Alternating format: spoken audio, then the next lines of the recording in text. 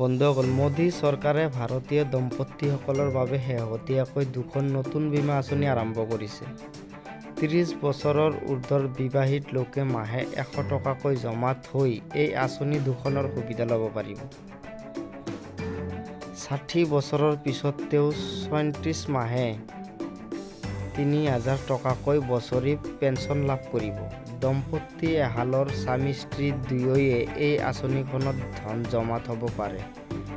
দুয়ো ১০০ টকাকৈ মাহে জমা কৰিলে পেঞ্চনৰ পৰিমাণ হ'ব বছৰি ৭২,০০০ টকা।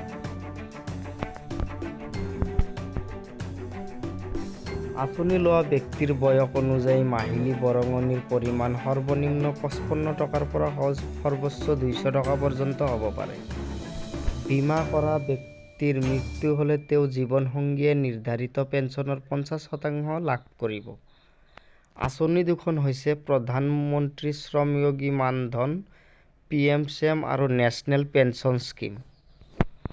১৮ৰ পৰা ৪০ বছৰৰ ভিতৰত মাহিলী ১৫,০০০ টকাকৈ কম আয়ৰ আৰু EPFO, ESIC, NPS-ৰ সুবিধা নথকা লোকে প্ৰথমখন আঁচনিৰ সুবিধা ল'ব পাৰে।